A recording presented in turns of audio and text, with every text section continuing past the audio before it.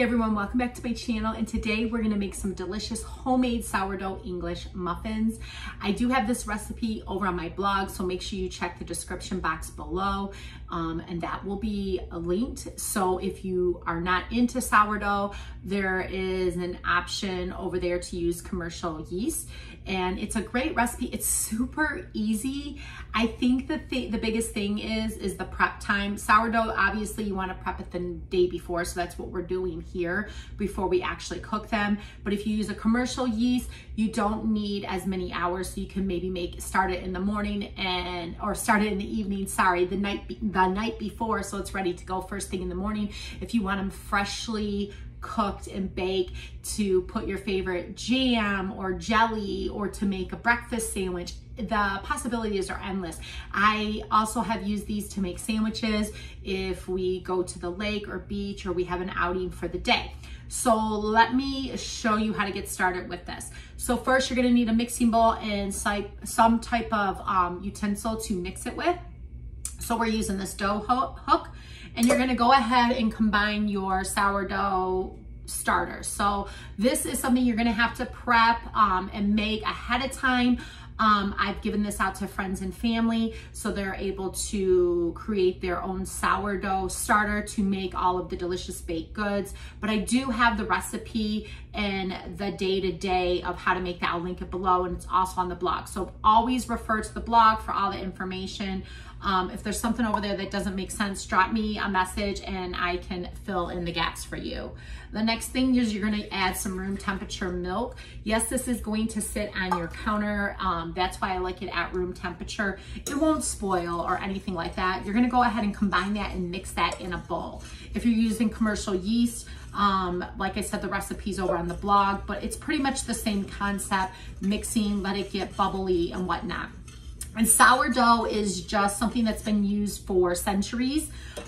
It's dated back to the Egyptians and whatnot, and it was a way for them to be able to make a lot of the baked breads and goods before commercial yeast was popular, and that didn't become popular until the Victorian ages. So, well, right after the Victorian ages, that commercial yeast got real popular, and it was easy. It was convenient because you could make your baked goods in half of the time. So there wasn't a lot of preparation, especially when women had to go to work to support their families and also take care of their homes. I find sourdough helpful for me because I have a gluten, I can't tolerate gluten. It causes a lot of different things, and I find that because of the fermentation and the breakdown, it breaks down a lot of that gluten, and it's easily, I can easily digest sourdough. So I highly recommend it. It doesn't taste sour. There are some things that you can make to make it more sour if you like that sour taste in your loaf or whatnot, but these English muffins don't. They're delicious. Like I said, you can spread on a good jelly, like a raspberry jelly or a curd. You can make a breakfast sandwich or a sandwich for afternoon or even dinner. So mix this and combine this. Now, once you combine this, you're gonna start adding your all-purpose flour or whole wheat flour. I'm doing a half and half mixture, or you can do a 75-25. It's completely up to you. And you're gonna go ahead and mix this till everything's combined. And this is actually going to go in another bowl that's lightly greased, and you're gonna let it rise for 12 hours. Now, if you're working with conventional yeast, it's gonna take, like I said, it's not gonna take as long.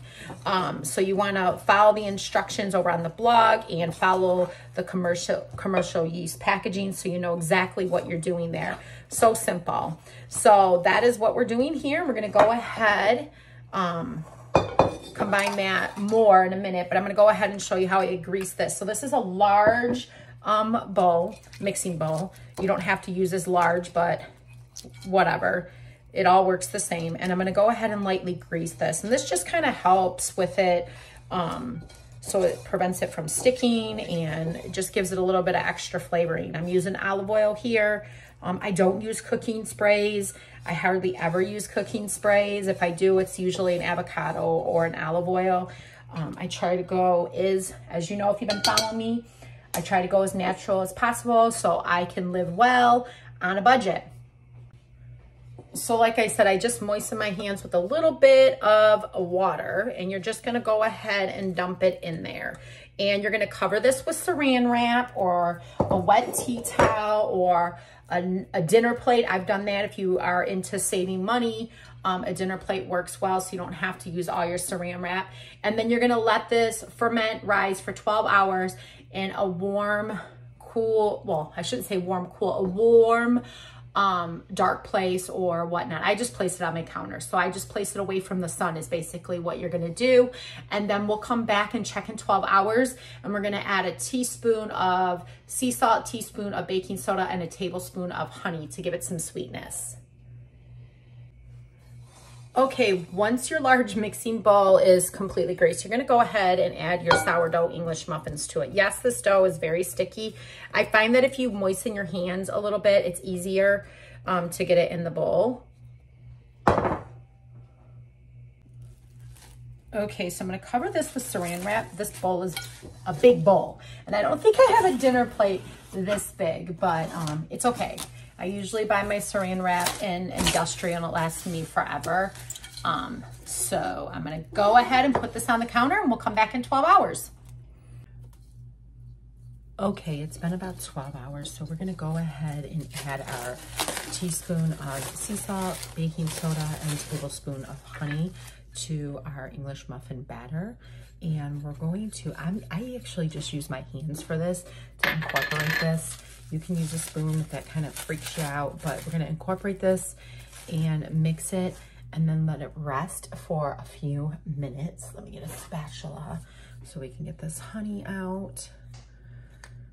And we will start incorporating it. I just find my hands to be just a tiny bit easier to incorporate. Just obviously make sure your hands are clean and kind of pull the dough, stretch the dough, and bring it together to incorporate that honey, that sea salt, and the baking soda. And then we're gonna let it rest for a few minutes before we start shaping our English muffins. So we got dough all over me. So we are gonna actually take our surface and lightly flour it, and we are gonna divide our English muffin dough into 8 portions with our bench scraper. So that is what I'm doing here. I'm lightly flouring my surface, and then I'm going to go ahead and get this dough out of here. Got my bench scraper ready to go. And we're gonna divide these into 8 portions and make 8 balls.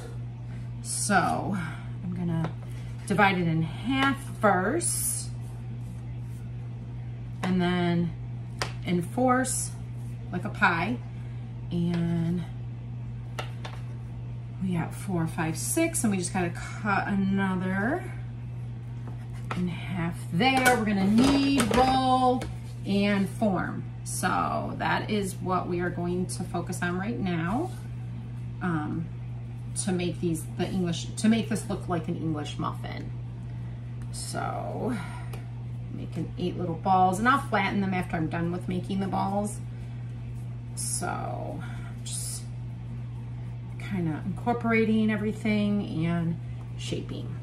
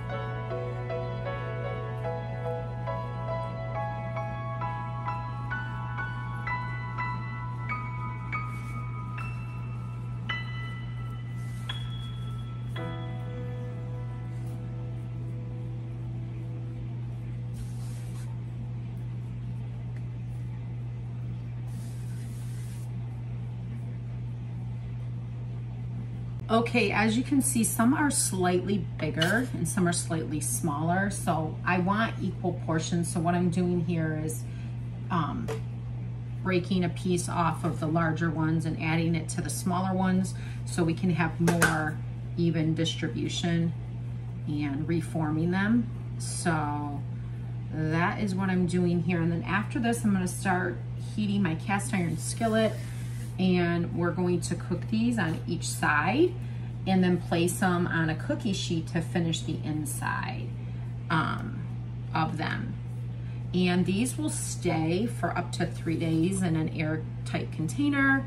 You can freeze them and put them in the freezer, and they'll stay a bit longer in the freezer. And like I said, all the details are over on the blog. So if you miss any of this, or if you're trying to write all this down, there's a printable recipe card over there. You can pin it for later if you don't want to make it today, which is nice. So check that out. Leave me a comment, say hello. I love all that. It gets me excited to hear from you guys and know that you actually are taking value in my recipes.